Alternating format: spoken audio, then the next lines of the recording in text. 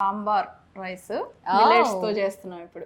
Okay, so ప్రతి ఒక్కరు పిల్లలు పెద్దలు ఏజ్డ్ ఎవరైనా సరే అన్ని ఏజెస్ వాళ్ళు కూడా ఎంతో ఇష్టంగా తినే సాంబార్ రైస్ అన్నమాట. కావాల్సిన ఇంగ్రీడియంట్స్ ఒకసారి చూసేద్దాం.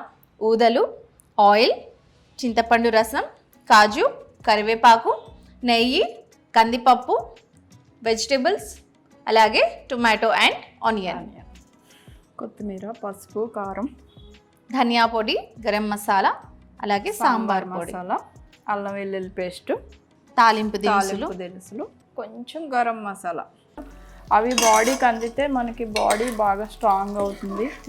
అలాగే దీనికి ప్రత్యేకంగా రక్తహీనత తగ్గడం అనేది ఊదలకి. ఓకే,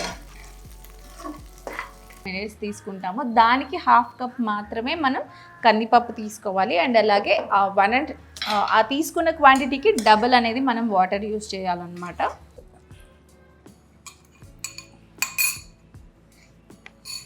స్మెల్ చాలా బాగుంది.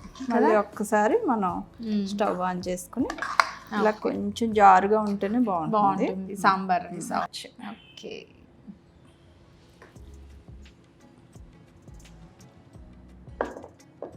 చాలా చాలా బాగుంది, చాలా టేస్టీగా ఉంది. తప్పకుండా ట్రై చేయండి.